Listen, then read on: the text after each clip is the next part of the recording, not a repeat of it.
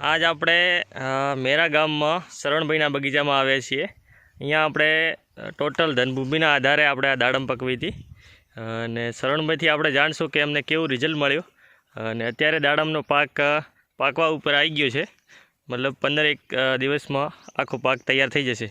તો શરણભાઈ જણાવો કે આપણા દાડમમાં સાઇઝ, શાઇનિંગ અને મીઠાશ એ બધું તમને કેવું લાગ્યું? બધી વાત બહુ સારું છે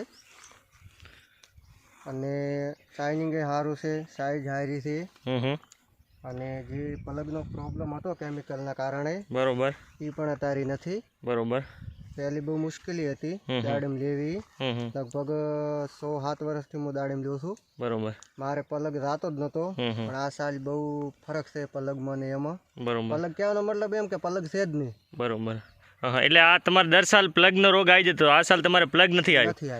બરોબર, તમે નિરંતર ધનભૂમિનો ઉપયોગ કર્યો, ધનવર્ધી ને ધનરક્ષકનો ઉપર છંટકાવ કરતા રહ્યા। બરોબર હા હા, અને કેવું છે સાઇઝમાં અને શાઇનિંગમાં?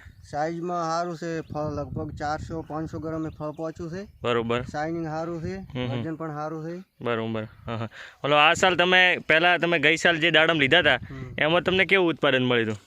એમાં તો કઈ નહીં, એગ્રોવાળાના ડલાના હતા અને આ સાલ બહુ સારું છે। બરોબર, ખર્ચો કાઢતો મૂલ 2-3 લાખ રૂપિયા વચ્ચે। બરોબર, મતલબ તમે કેમિકલથી જે દાડમ પકવી હતી એમાં તમને કાંઈ મળ્યું નહીં, આમાં નુકસાન ગયું અને આમાં તમને આ સાલ 2-3 લાખ રૂપિયા આમાં મળશે। બરોબર હા હા, કેટલો આપણે ધનભૂમિનો લગભગ અહીંયા આખા 600 દાડમ છે ને? 600 દાડમ। બરોબર, આખી સિઝન લગભગ 50,000નો ખર્ચો થયો છે આપણા ધનભૂમિનો અને લગભગ 4 ટન જેવી દાડમ નીકળી જશે। બરોબર, જય ગૌ માતા, જય ગોપાલ।